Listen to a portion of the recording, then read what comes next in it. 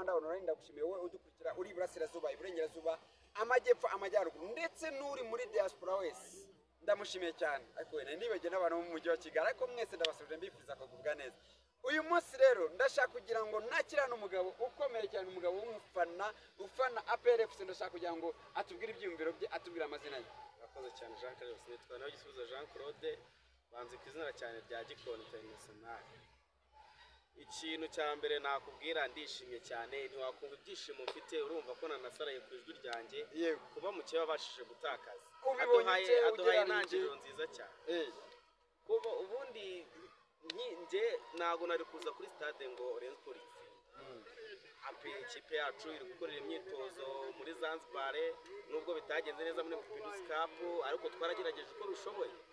ubu twakabaye tugeze kuri finale ariko ntituzigomba kujya muri details uko byagenze muri Mapinduzi Cup iriya twayifashe nk'imyitozo imyiteguro myiza yo kuza utwigire mu bintu byacu ndashaka kukubaza ni iki Gasogi yashurushije Rayon Sports ugereranije ikintu cya mbere Gasogi yarushije Rayon Sports yaje yafashe Gasogi nk'ari ikipe ari underdog kuri Rayon Sports yaje ayisuzuguye Rayon Sports yaje ivuga ati Gasogi twayitsinze 2-1 dutangira dufungura shampiyona ntago ari Gasogi iri buze kuza ngo ntago ari Gasogi yaba Maripangu yirukanye Masquerade Jumeko yirukanwa Rushibura ntago ari ikipe iri buze idushoboka yo yaje yisetinzemo ko Gasogi ari ikipe iri ntoya Gasogi rero aho yamutunguriye Kenisi yamweretse ko ibyo batekerezaga byose atari byo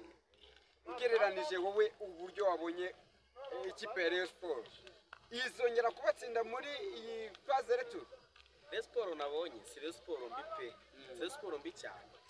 Rayon Sports irakina ukabona irakina ariko nyine harabonekamo ya makosa y'abakinnyi bagaragara ko atari abakinnyi bamerita gukina muri Rayon Sports tekereza igitego cya mbere ahantu cyatorotse umukinnyi nka Kalisa Rashid umukinnyi mukuru Serumogo umukinnyi w'ikipe national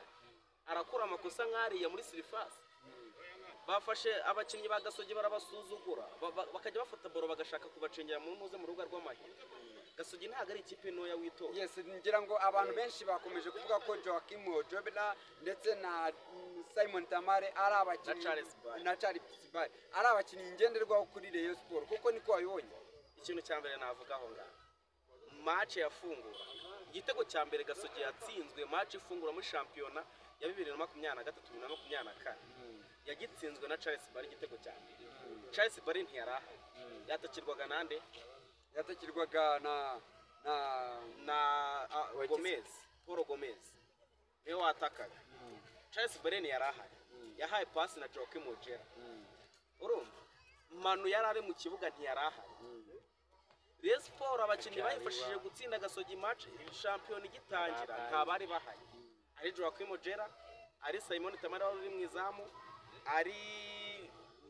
Charles Bale watsinze igitego ntibari bahaye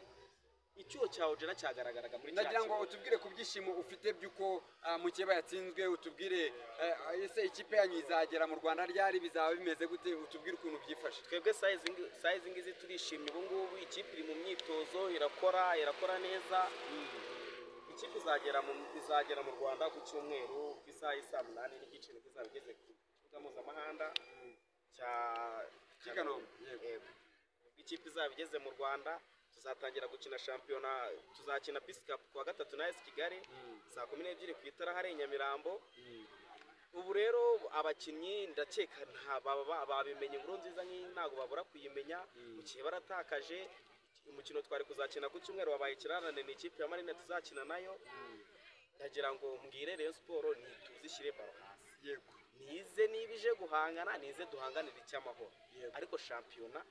ndi kwirusha amanota 6 mfite 27 mfite 33